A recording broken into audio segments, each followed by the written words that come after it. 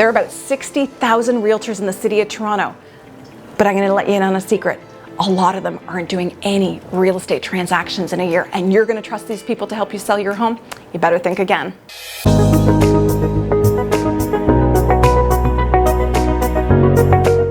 Hi, I'm Jackie Othen, your Toronto Realtor, and if you want to stay on top of the latest and greatest in real estate stats or information week to week, you want to hit the subscribe button down below, and remember, turn that bell on for notifications or you're going to miss it. Are you about to hire someone to help you sell your home or help you buy a home that ranks at the bottom of the barrel? Think about that for a minute. I'm about to share with you an important statistic.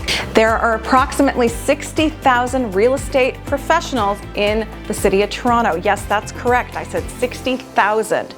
But many of those real estate professionals aren't actually professionals at all, if you ask me. They're either selling one home a year or no homes a year, and their brand new license, I'm going to say probably less than 3 or 5 or 10 years old, but they don't do enough activity to consider themselves an actual licensed, experienced real estate professional.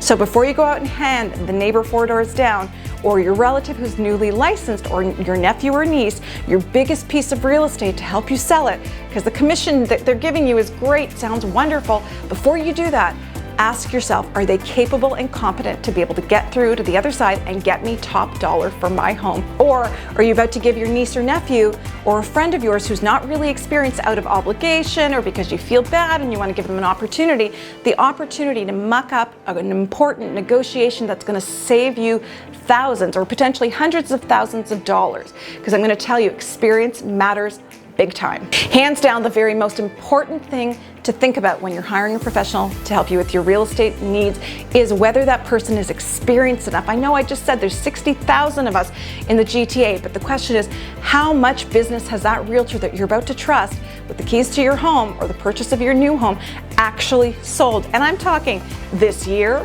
last year, in their career. That's really important because negotiation, skill development, it all comes through experience, expertise, and exposure to buying homes, to selling homes, to different markets, seasonal markets, and all sorts of personality types, be it sellers, agents, or buyers. So is the person you're about to hire sitting at the top?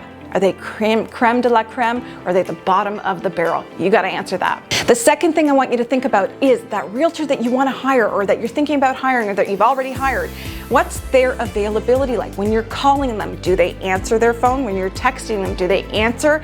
Because I know there's a whole lot of those 60,000 people who hold their license that are either sitting on silent all the time, or they've got a voicemail, or when they do call back 3 days later, my client's already moved on to something else. Effective communication is critical. Most negotiations either happen over the phone or by email or in person still to this day, and it's so crucial that when you need to reach your realtor, you can. And if they're not answering their phone for you, the question is, where might they be? I'm going to get to that in a second. I know I've given you a lot of things to think about, but hopefully watching this video, you've learned something new, or watching for things the next time you're about to enter into a relationship.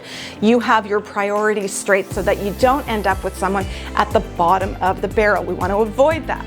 And something else that I really want you to think about is what you need as a customer being taken care of at the highest and best priority and service level. And what I mean by that is sometimes real estate agents who have a lot of other stuff going on, or maybe realtors who are set in their ways, want you to communicate with them only on their terms. Meaning they'll say to you, I don't work Saturdays, but I do work this date, or they're trying to put you into a specific time slot, a time window that really doesn't work for you and your family, but it suits them. What you want to do is understand when you're talking to a realtor about to hire someone, even if it's a relative, that you get priority. You get your needs taken care of first above all else. Remember, it's no secret, real estate professionals are paid by way of commission. They have to earn your business, earn the sale, and actually do a really good job for you and get the job done, or they don't get paid. They've got to find you a house that's great, that ticks all of your boxes, and the same for the sale. They've got to be able to sell your house at the price that you want, on the terms that you want, to be able to get the successful sale.